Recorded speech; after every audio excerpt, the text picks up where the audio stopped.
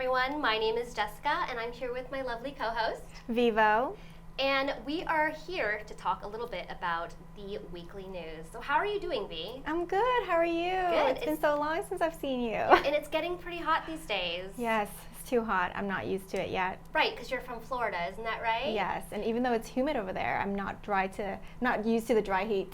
Yes, and I actually wanted to mention that there's been a gas shortage on Monday in Pensacola, Florida. Oh. Yes, and one of these reasons is because the company that is servicing the area, the Transmontane Product Services, wasn't able to meet the EPA standards on May 1st.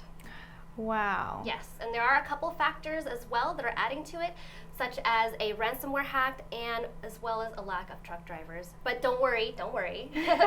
Phoenix is not affected. Like other areas in the West Coast, our pipeline is along the West Coast, and gas prices have been about $3.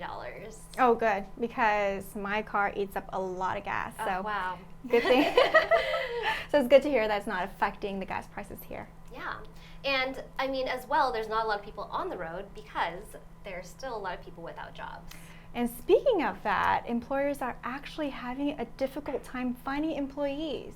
So people are actually choosing to stay jobless and unemployed than to go back to work, and that's a huge issue. Yes, and I think it's because it's actually more, fruitful to stay at home because you get the $300 federal supplement as well as the $240 state benefits. Yeah, that's a total of $540 a week just being jobless and unemployed. So that's actually a lot more than some actually make at work. So that's why some believe that they choose to stay home rather than go back to their original job. And there's a lot of people that did not go back to their original job, such as mothers that had to take care of children that were going to school online. And some are actually scared, right, to go back to work because of COVID. So in order to get these benefits, 9 states have required that the people who are unemployed actively seek for jobs. And 4 states plan to take away that $300 benefit so that it can create more incentive for people to go out there and look for jobs. And folks out there who want to apply for jobs, you can go on ktar.com/Arizona-open-hiring. And speaking of those people that were a little bit worried about catching the coronavirus going back to work, we do have a number of new COVID cases. 683 new COVID cases and 19 deaths were reported today. There are a total of 870,000 total infections and 17,000 deaths year to date. There have been 5.3 million doses administered, and at least 3 million people have gotten the first dose. 2.5 million of people of the population are fully vaccinated.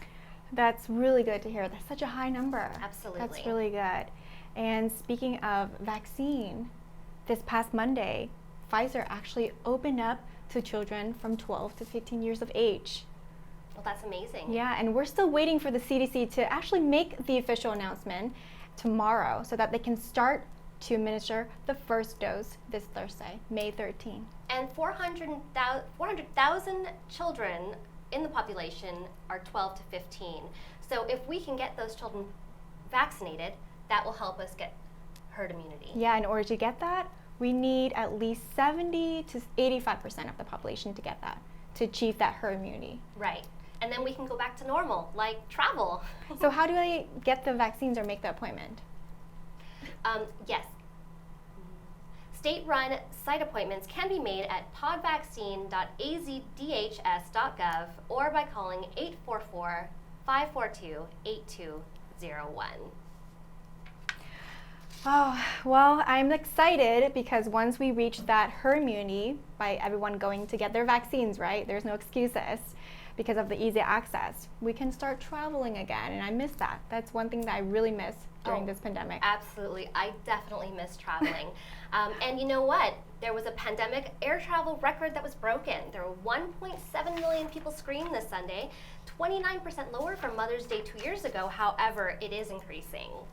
Oh, good. Is there any requirement in order to travel? So traveling domestically, there's no requirements. However, if you're going to travel internationally, you will be required to provide a negative COVID test upon arrival, and you can use the home test for that. Oh, okay. Where do you want to travel?